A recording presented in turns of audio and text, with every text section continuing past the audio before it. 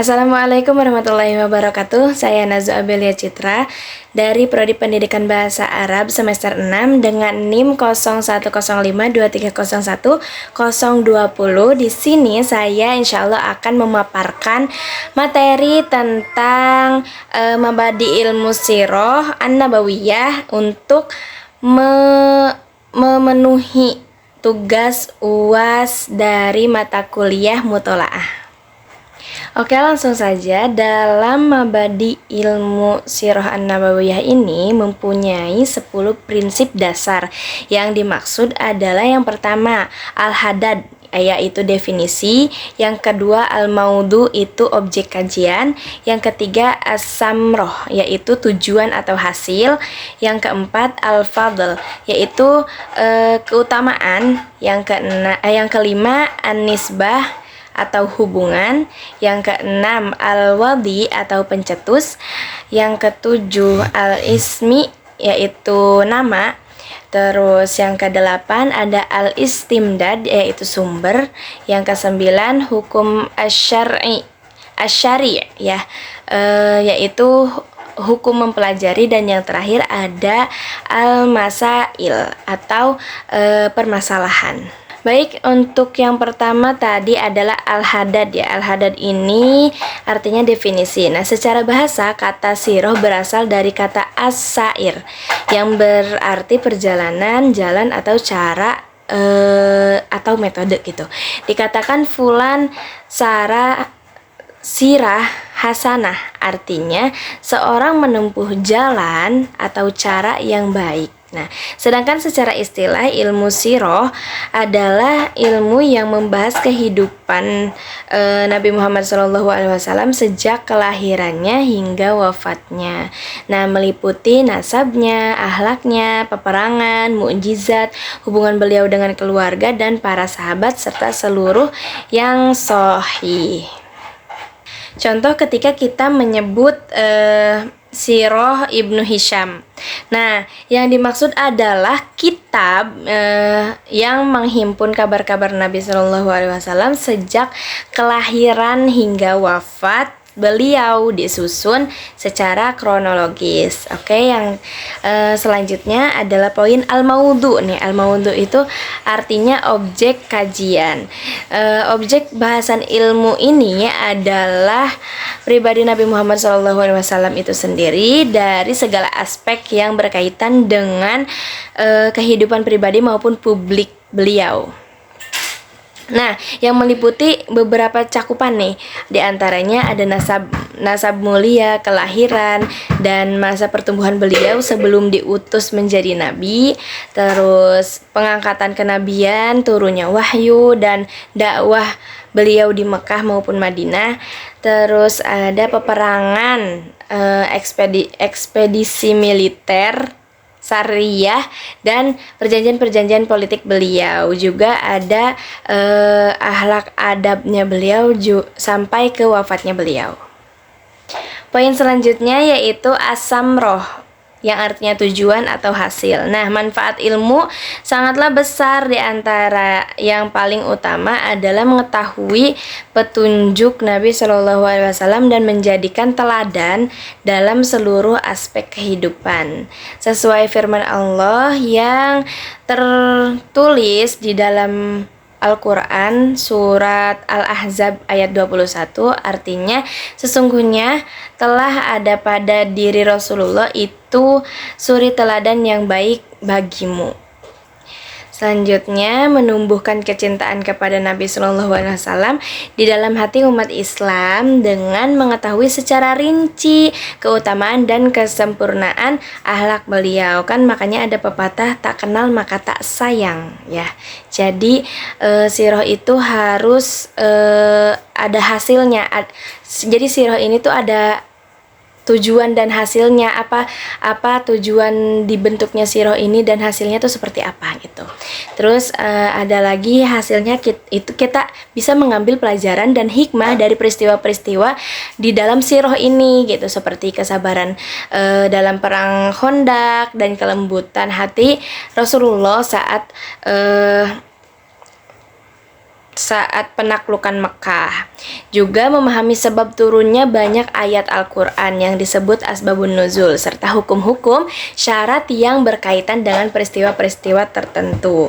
Nah, yang terakhir, dengan sirah ini hasilnya kita akan bisa membantah berbagai tuduhan kaum orientalis dan musuh Islam yang mencela sirah Nabi Shallallahu Alaihi Wasallam dengan berbekal fakta-fakta yang telah terdokumentasi secara sahih. Nah, yang keempat, poin prinsip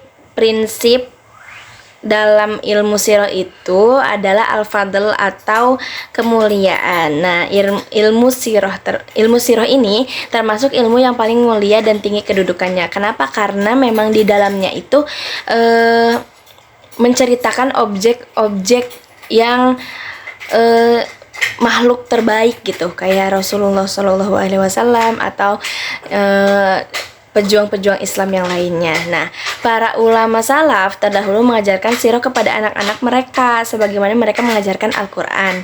Salah seorang dari kalangan tabi'in pernah berkata, kurang lebih seperti ini: kami diajarkan kisah-kisah peperangan Rasulullah sebagaimana kami diajarkan satu surah dari Al-Quran. Hal ini menunjukkan betapa besar perhatian umat terhadap ilmu ini sejak masa-masa awal. Yang kelima ada an-nisbah, yaitu hubungan. Nah, ilmu sirah memiliki keterkaitan dengan ilmu sejarah dari segi metode dan validasi data ya, dengan ilmu hadis dan dari segi penyandaran riwayat dan peristiwa pada sanad-sanadnya, serta dengan ilmu tafsir dari segi keterkaitan banyak peristiwa dengan sebab-sebab turunnya ayat asbabun nuzul tadi. Nah, dengan demikian ilmu sirah ini merupakan disiplin ilmu yang berdiri sendiri namun sekaligus memiliki hubungan yang erat dengan ketiga ilmu tersebut yang tadi sudah disebutkan ya. Poin keenam ada al-wadi, yang artinya pencetus atau penyusun. Nah, tidak ada satu sosok tunggal yang dikenal sebagai perumus ilmu sirah ini, melainkan ilmu ini tumbuh secara bertahap sejak masa para sahabat Rasulullah yang meriwayatkan kabar-kabar tentang Rasulullah. Kemudian generasi tabi'in menghimpun riwayat-riwayat tersebut.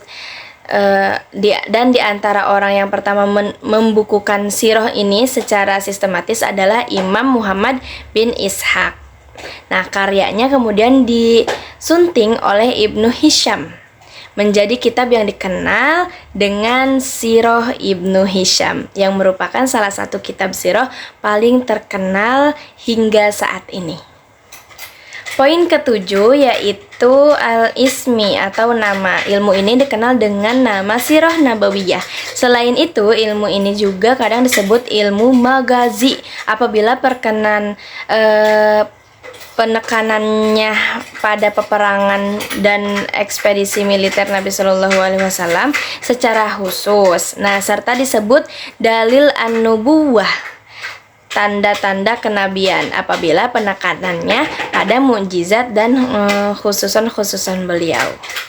Berikutnya ada al-istindad ya, yaitu sumber. Nah, sumber-sumber ilmu sirah ini mengambil materinya dari sumber utama yaitu Al-Qur'an, As-Sunnah, terus kitab-kitab sirah yang khusus gitu. Terus riwayat-riwayat sejarah bersanad dari para sahabat dan tabi'in. Yang kesembilan ada hukum asyari, yaitu hukum mempelajari. Nah, mayoritas ulama berpendapat bahwa mempelajari kadar yang diperlukan dari sirah Nabi ini seperti mengetahui nasab, kelahiran, sifat-sifat, dan peperangan penting bagi Rasulullah gitu adalah wajib bagi setiap muslim dan muslimah, karena hal itu termasuk penyempurna keimanan kepada Rasulullah Shallallahu Alaihi Wasallam. Nah, adapun pendalaman lebih lanjut terhadap rincian dan detail-detailnya termasuk fardu kifayah yang dilaksanakan oleh mereka yang menekuni bidang ini secara khusus dari kalangan ahli ilmu. Untuk yang terakhir itu adalah al-masail atau permasalahan. Permasalahan ilmu ini adalah berbagai persoalan dan topik parsial yang dibahas di bawah payung ilmu ini. Jadi diantaranya sebagai contoh, apakah Nabi dilahirkan pada tahun gajah? Terus apa dalil-dalilnya? Ada lagi contoh yang lain, berapa jumlah peperangan yang dan ekspedisi Nabi Shallallahu Alaihi Wasallam. Terus apa hikmah dibalik banyaknya istri Nabi. Terus ada lagi yang terakhir, mungkin apa aja sih mukjizat yang ditetapkan bagi Nabi dengan sanad-sanad yang sahih gitu. Dengan sirah ini bisa menjawab permasalahan-permasalahan yang menjadi pertanyaan umat Islam. Mungkin lebih luasnya juga umat dari non-Islam juga mempertanyakan kenapa Nabi Muhammad tuh seperti ini, kenapa. Nah, kenapa ini bisa dijawab dengan membaca sirahnya.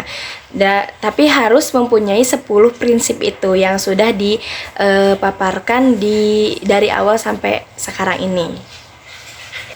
Oke, kesimpulan dari pembahasan materi ini adalah bahwa ilmu sirah nabawiyah adalah ilmu yang otentik, memiliki 10 prinsip dasar yang menekankan identitas dan kedudukannya di antara ilmu-ilmu syar'i lainnya.